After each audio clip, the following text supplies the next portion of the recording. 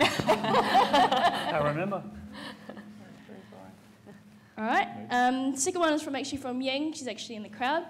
How much should a politician expose online? Is there a limit, and where do you draw the line? So, should there be? This is the wiener. Or commentary. Oh, look, it goes back to what your relationship is with the leadership of your party. I mean, you know, if you want to keep your job, I suppose you sort of, you know, you have to sort of be careful. I don't know why I'm not careful. But I think you expose as much as you want to. I mean, I try and be upfront and not bullshit. But like I say, some people don't get my jokes. I don't get some people's jokes, and that's just the way it is. There is a line that you shouldn't cross, I think, and you sort of divide things into the political side of things and the personal side of things. I'm really careful what I say about my personal life, mostly because my kids worry about what I'm saying about them online, and that's fair enough. And so I'm careful in that respect. But the great thing about social media is you get to say things and it's not screened by anybody. You know, if you put a press release out, the media might pick a sentence out of that if you're lucky. You might get a 3-second grab on TV and you think that's pretty good. But social media allows you to have an unadulterated view of things that, you know, that's not screened by anybody else. And the great thing about that is that we're seen as being more human, I think. And so people feel that they might have a bit of a connection because they share your views. Or they might take exception to something that you're saying and engage with you for that reason. So it's much more about being seen as a real human being, a well-rounded human being, than you get to in any other forum, and much more so than we've been able to do in the past, I think. Where's your line? Where's my line? No, Jacinda. Oh, where's my line? I guess the only thing I mean, I don't actively sit there and think, right, how can I sound like a human being today? You know, I try and... I absolutely do. I do agree with you, Heather. I think that I hear often MPs with children who are very conscious about that side of their lives, and I think that's incredibly important. But for me, actually, the only real measure I have is we have to be careful. A lot of journalists do follow us on Twitter, and I have had a couple of tweets end up in a paper, nothing I've ever been worried about. One was a photo of poor old Trevor Mallard having his socks put on by another colleague in his wheelchair. So that was probably a little more upsetting for him than me. But the only thing otherwise that I think about when I'm tweeting is just trying to make sure that you keep a little bit of dignity about it. You know, I still think that we are MPs. You know, people have vested a lot of faith in us to represent them. And while I want people to get a real sense of who I am, I still draw the line at trying to keep a bit of dignity about it. So you're still holding a little back, perhaps? Oh, no, not at all. I think otherwise, you know, my sister once said to me, God, your Facebook page is so boring. And I said, yeah, but, you know. And she said, yeah, that's true. You know, it was still me, you know. And I certainly don't put up any kind of veneer. I think people who are my friends see my personality in my Facebook page as well. Nikki, how much is too much for you? Where is your wiener in the sand, so to speak? How do you answer that? I'll be honest with you. I think we're in a bit of for me, a transition phase. The wonderful thing about social media is you can bypass mainstream media. And I personally feel, as I said before, I think different MPs take on different roles, and I have ended up in the paper as well. I'm like Toe. I've been leading News Talk ZB for calling Melissa Lee a brown noser, which she was, and I've ended up. And I've also ended up being on radio for saying I broke my ankle, need a strong drink. But for me, that's who I am. Those were comments that were real. That's who I am. But all that I'd say is I think that certain conservative media need to stop being so conservative. And if they weren't like that, then we would be a lot more open. And I hope that this is a transition period. Because as you say, different MPs are going to have different levels in terms of how much they're going to share personally.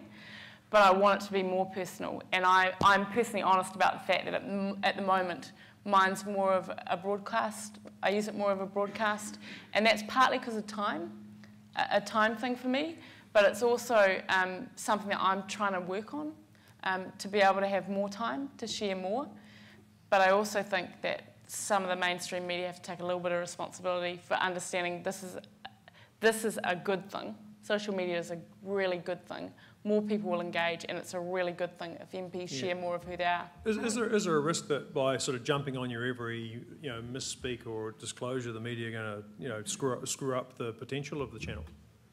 Well, I'll never forget News Talk ZB calling me and saying, what do you think the Prime Minister will think about you calling Melissa Lee a brown noser for a question that she asked in Parliament?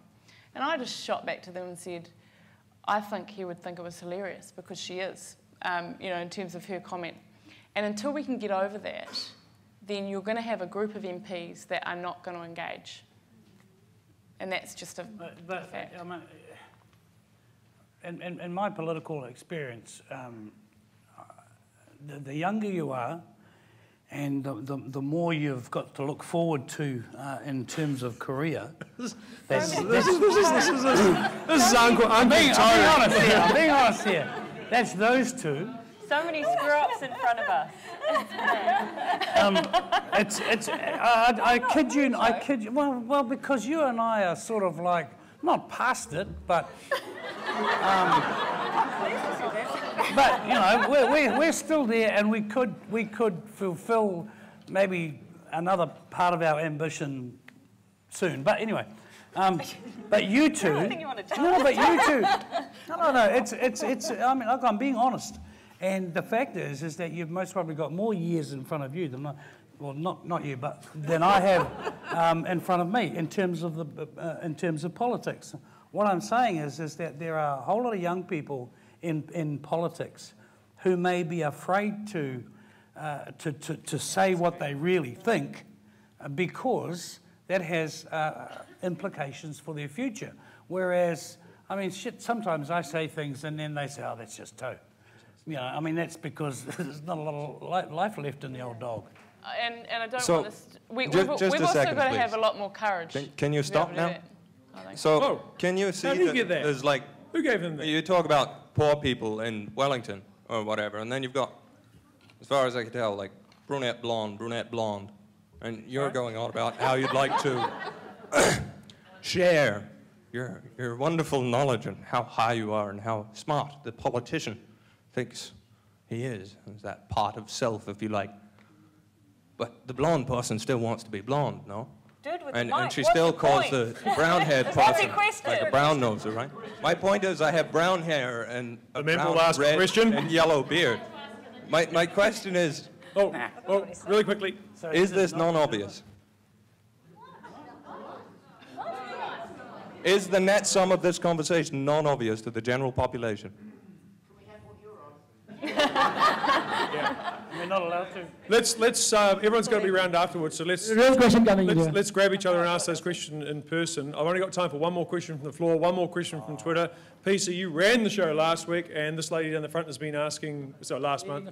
This lady down the front's been asking for ages, so it's better be quick, otherwise don't ask it, and then we'll go to Twitter, and then we'll wrap up. Just talking about the humanity that you're able to show on Twitter, and I understand it's really important to be talking about who you are as people and how you respond to those situations. But it's a really interesting point that you were getting hassled, Nikki, for effectively promoting drinking as a way of coping with an injury. And how do you, I mean, regardless of whether that's you should be doing it or shouldn't be doing it, how do you deal with that philosophically? Align your own personal behaviours and responses to things with what you should be saying as a public figure and as a representative of a party? Good question. It's no different. I mean, for me, it's no different to how I'd normally... I guess that it's no different to how I'd normally act. I mean, from my perspective, when I walk into a room and you ask me, what do I care about? I'm going to tell you what I care about, right? And the only difference is that I'm doing that on Facebook and Twitter, right? And I think it's just the instantaneous nature of Facebook and Twitter. I might get 100 policy queries in my office a week, right? And what's wonderful is now that many more people will go via Facebook and Twitter and ask me on a particular subject, but I'm honest about the fact that I will know maybe 70% of those queries, but I can't respond instantaneously to maybe 30% of those. And so I guess the only difference is I'm never going to change who I am. I am who I am, I'm proud of who I am, but sometimes I want a more considered response.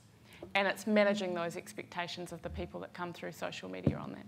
Okay, Heather, so personal personality, social personality, party personality. I'd like to think that like Nikki, that what I believe in philosophically is what you see in the conversations. And I think, sometimes on Facebook, particularly where the responses are much longer, the answer that I might give to something depends very much whether I'm online at the time or whether I'm looking back and the conversation's elapsed, and quite how you respond is really just a feature of that more than anything else. But if I'm online and having an ongoing conversation, I'd like to think that that's actually pretty much the conversation I'd be having face to face as well.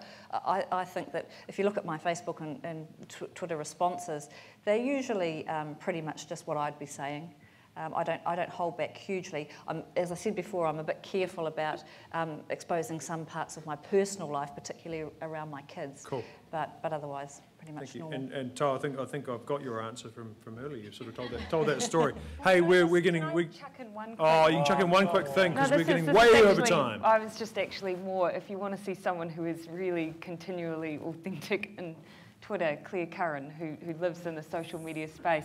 I just saw her live stream that she wished she could be here, but she's in a pub in Kaipoi, drinking with some blokes and talking about the earthquake and shit.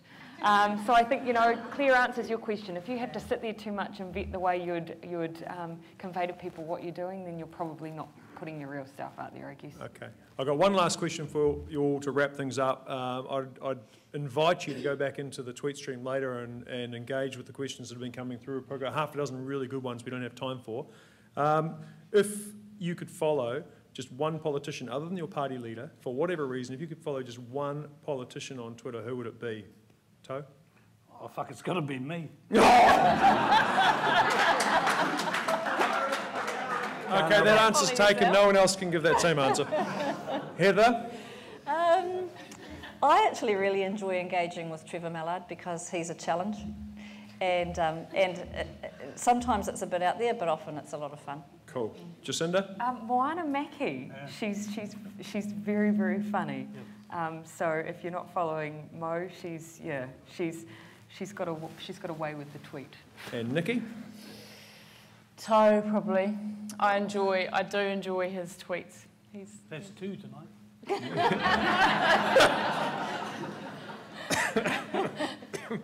Can you make money out of Twitter? Well, I don't know. Well, if it gets you re-elected, it's making money out of Twitter, isn't it?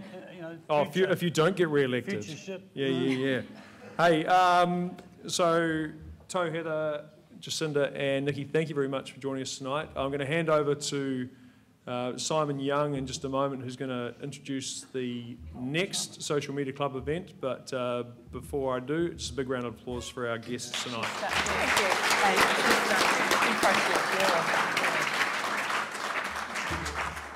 Thanks, Vaughan.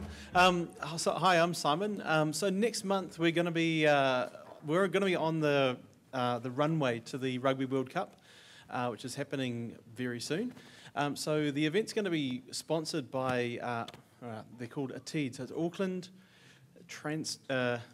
Tourism, Events and Economic Development. So they've got some exciting plans. They've involved an agency, but they want to reach out to the larger Auckland social media community, which is kind of us.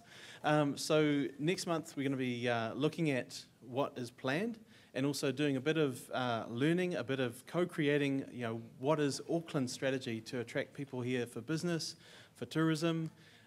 So if you're into sports, if you're into Auckland, if you're in Auckland, which is kind of obvious, we all are, then keep your eye on the Facebook page for Social Media Club, because we're gonna be in a different venue. This venue is not going to be available next time. So venue TBA date is most likely going to be the second Tuesday of July. So keep your eyes peeled on Social Media Auckland Facebook page. Thanks.